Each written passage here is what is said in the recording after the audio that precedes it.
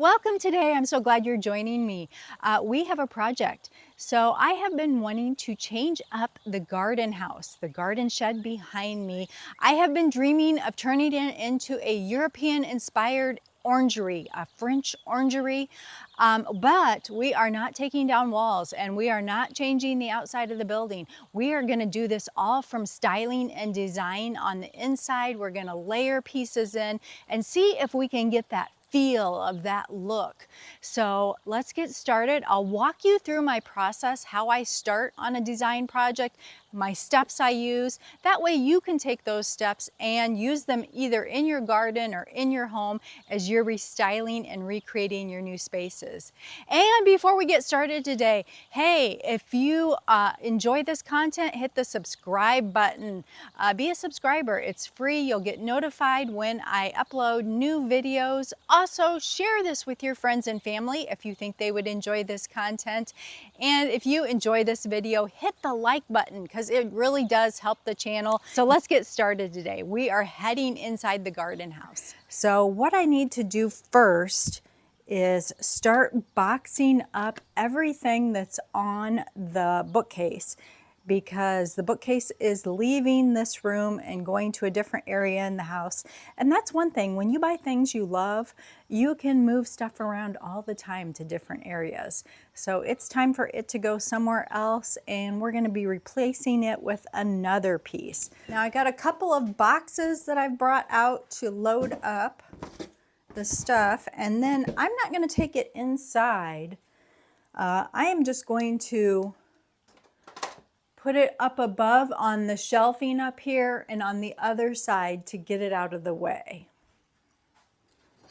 When you're getting ready to restyle a room, go through the room, get rid of the stuff that you are not going to use again.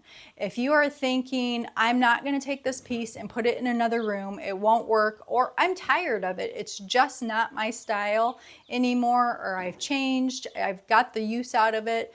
A couple things I do. First, I think of the people around me. Do I have a family member or a friend that would enjoy the piece?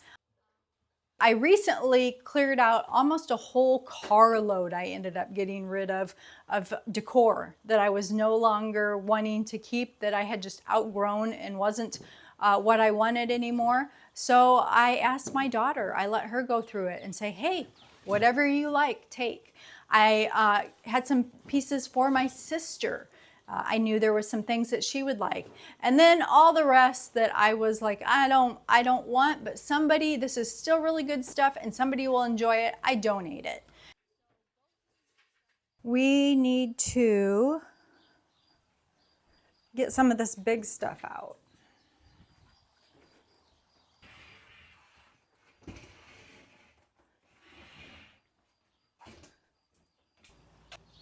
Okay, so we've cleared out the space other than a few things. This is a 12 by 16 room. So let's talk about the mood board, the vision board, and how we start that process before we start planning this all out. So step one is deciding what you're wanting in your room. So you may be going, well, Michelle, I'm not doing a French orangery. That's not what I want to do. But I want to change up my craft room in my home, or my garden shed.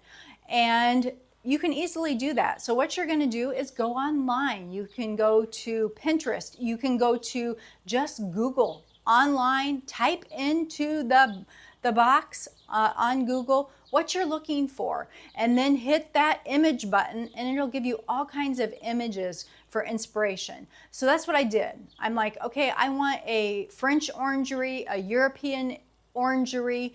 Give me styles of what that would look like on the interior. Give me different perspectives. And so then I can start looking at those pictures and deciding not, hey, I like that whole picture. It's like, what items do I like in that setting? Is there a planter that I really like? Is there a piece of furniture that I like the style of it, or how it looks in the space? Is there a certain plant? Now in here I'm doing faux plants because of the temperature change in winter and summer. So I'm looking for realistic faux plants, and it's going to be my interpretation of what I want this orangery to look like. Collect different pictures. You can screenshot the pictures. I did that. And then I put them in the AI tool and say, here are the images I am liking. Put together a mood board for me. And then it can put all those items on your mood board so you can see if those really still resonate with you. And you'll know by those are the things that every time you see it in a picture, you like it. For instance, every time I see an arch pane window mirror in an image, immediately I'm like, oh, I like that. Oh, I like that. Well, that's a sign that that's your style. That's something you like. Or if I see a French chair with curved French provincial legs, immediately I'm like, oh, I like that style of a chair. You know, so you know when you're repeat over and over again, when you see things, that that is your style. So that's something you want to pin, take a screenshot of, get that on your mood board so you know that that's what you're kind of leaning towards. Put together our color scheme. I like black and white. I think it looks very chic together, very European. And so that is the color palette, but I also wanted that green, that garden green, because we are pulling the garden from the outside. Let me flip you around here and show you. So I want to capture that and bring it inside and bring that garden inside, that European-inspired look.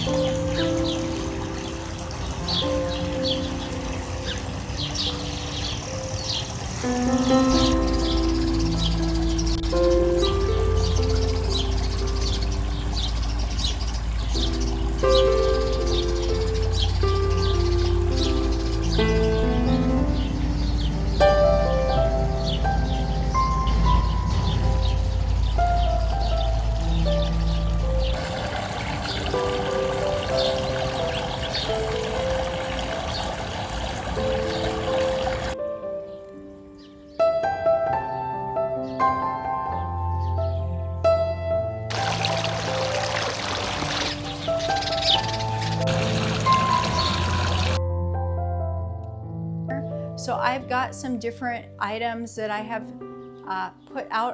taped out on the floor just to give me perspective. Now I may change it up still, but this gives me an idea. So I've been working on trying to decide if here where this square box is, if I would prefer a settee, or which would be that size, or if I would prefer to just do one chair, one comfortable French chair.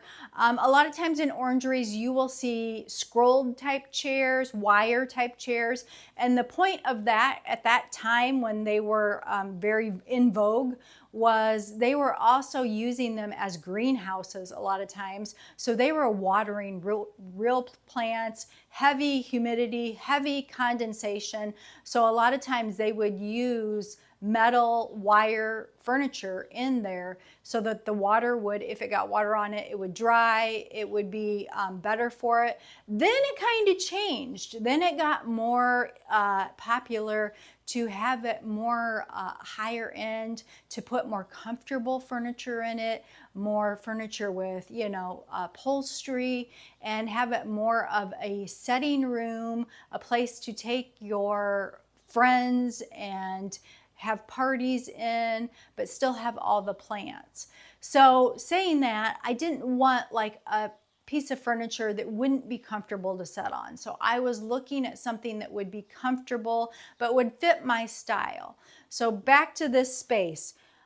I have a settee I've picked out that I think I like, but I'm not gonna order it yet, because first I want to get everything else in this room and see what my space looks like. Because on paper, it always looks good. It's like it all fits, even on the floor with the painter's tape. It fits, But once you actually put the pieces in, even though they fit mathematically on paper or on the floor, it may be too much for your eye. It may look like, oh my gosh, there's just way too much furniture and way too much stuff. So that's what I want to avoid. So that is my wait and see. But you let me know in the comments what you think. Do you think it would be better to go with a chair, or do you think it would be better to go with like a little settee instead? Now the other thing I'm gonna do is I like having the seating on this side, and I'll have the little fireplace here for heat because this building is not heated and it's not air conditioned. We have electricity that we ran to it, but otherwise there's no other amenities in it. So given that, having a little electric stove, I had thought about a fireplace, but honestly, I don't really think I have room to have an electric fireplace in here. It'd be pretty tight. I may do that one day. I may find a small one. So the second thing I did was I shopped my home first. So I went through my pieces to see if there were any pieces that I had already on hand that would work with what I wanted to do. And also, were there any pieces that I had on hand that I could tweak a little bit to make them work? Maybe that means changing them up a little bit by paint. But our first big thing is going to be our rug. So I ordered a rug. I ordered a sisal rug, which has not been delivered yet. It was supposed to be here yesterday, and I got an email that it has been delayed. So I don't have that yet, and that's going to be our first layer. We are going to put that down, and I ordered one to go wall to wall. I want to cover up the whole floor. Originally, I was going to take this vinyl out and replace the flooring. Either replace it with a LVP, replace it with, oh, I looked at everything. Tiles, I looked at slate, I looked at all different kinds of things. Went in person, went online and researched, and decided for now I'm gonna hold off on redoing the whole floor because there would be a lot more to it than just laying it down. All the trim work would have to come out, and it would be pretty much like, it would be a bigger project than I have time for. So instead, I decided to order the sisal rug. And why the sisal rug? It'll tie in, I think, really well with our car siding ceiling. So with our wood ceiling, that same color, hopefully, it looked like in the pictures online, will be the rug.